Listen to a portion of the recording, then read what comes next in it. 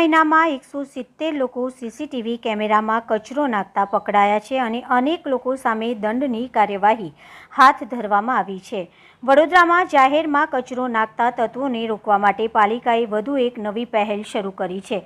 શહેરની સફાઈ જળવાઈ રહે અને નાગરિકોમાં જવાબદારીની ભાવના ઊભી થાય તે માટે પાલિકા દ્વારા શહેરના વિવિધ વિસ્તારોમાં મૂકવામાં આવેલી 33 LED સ્ક્રીન પર કચરો નાખનારાઓના ફોટા અને તેમના વાહનના નંબર જાહેર કરવામાં આવી રહ્યા છે।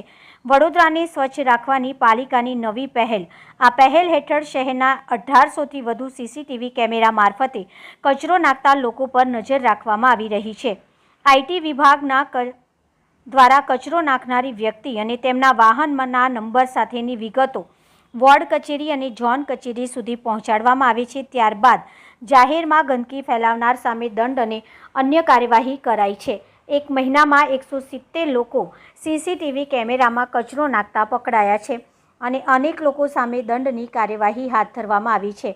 33 LED સ્ક્રીન પર કચરો નાખનારને દર્શાવાશે। શહેરને સ્વચ્છ રાખવા માટે પાલિકા સતત પ્રયત્નશીલ છે। સોલિડ વેસ્ટ વિભાગ દ્વારા આ નવી પહેલ નાગરિકોને જાગૃત કરવા માટે કરાઈ છે। પાલિકા ડોર ટુ ડોર કચરો એકત્રિત કરવાની સુવિધા આપે છે, છતાં કેટલાક લોકો જાહેરમાં કચરો ફેંકે છે, જે ખોટું છે।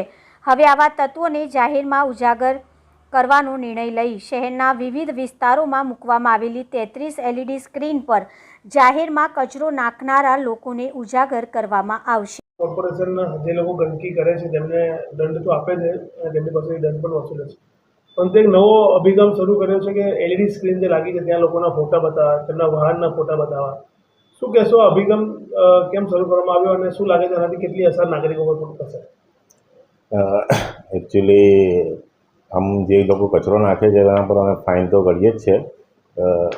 જે વોર્ડ ઓફિસર, સેનેટરી ઇન્સ્પેક્ટર જો કોઈ દેખીએ તો પકડાય તો કરીએ છીએ, છતાં પણ જો કોઈક ફિઝિકલી નાખીને ચાલ્યા જાય તો અમારા સીસીટીવી કેમેરા લાગેલા છે।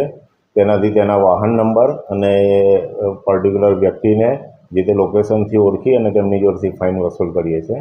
એનું રીઝન એ છે કે શહેર બને એટલું સ્વચ્છ રહી અને આ અભિગમથી એક એવું આપણા માધ્યમથી કહેવા માંગે છે કે તેઓની માનસિકતા બદલાય, ફરીથી આ લોકો આ પ્રમાણે ન કરે।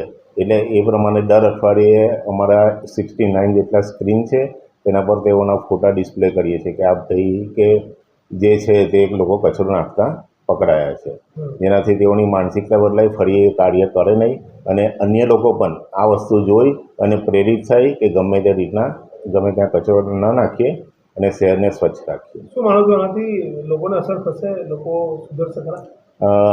આ અભિગમથી 100% લોકોની માનસિકતા પણ ચેન્જ થશે, કારણ કે પોતે આ પ્રમાણેનું કાર્ય કર્યું હશે, તેમને શરમ પણ અનુભવશે। એટલે ફરીવાર કચરો ન નાખે અને એ રીતનું એમનું માનસિકતા અને બિહેવિયર 100% ચેન્જ થશે।